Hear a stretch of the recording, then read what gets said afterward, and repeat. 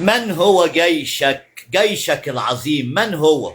هو اللي حميك برا وبحرا وجوا، هو اللي مخليك دلوقتي على الشواطئ عمال تفرح وتسعد وتتفسح وترقص 10 بلدي و10 بسرة. هو اللي حميك، خد بالك. الجيش يعني يدي تبني ويدي تحمل السلاح. الجيش لو ما كانش الجيش وعندك جيش عظيم ما كنتش لقيت اللقمة تاكلها، ما كانش زرع لك الفدادين في الصحراء بعد ما الشعب استولى على الأراضي الزراعية كلها وخلصها. الجيش هو اللي واقف سندك وظهرك وهو اللي حميك.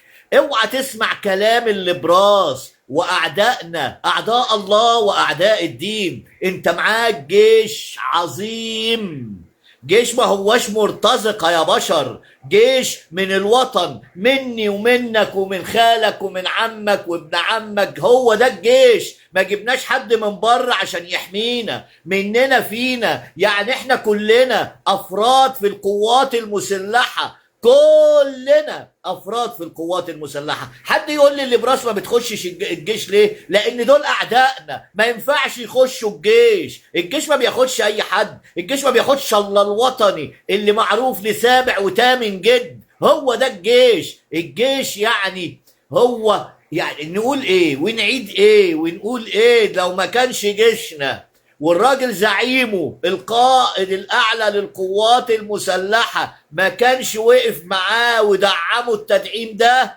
كنا زماننا دلوقتي في خبر كان وأخواتها. خدوا بالكوا يا ناس، انت معاك جيش عظيم. اوعى يضحكوا عليك ويقول لك ده جيش ما اعرفش ايه وجيش وايه وجيش ايه، يبقى انت كمان تبعهم. اوعى، خلي ثقتك في جيشك، لان انت فرد من افراد القوات المسلحه، وانت كمان فرد من القوات المسلحه. حبي بلدك وحب جيشك وحب بلدك وحب جيشك. اوعى اوعى تستهين بقواتك المسلحه اللي حمياك، اللي حمياك وهي اللي مأمناك من كل الحدود.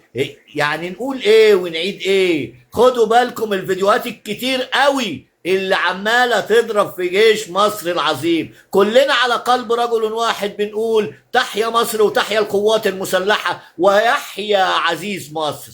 تحياتي لكل الناس وجمعة مباركة لكل الناس.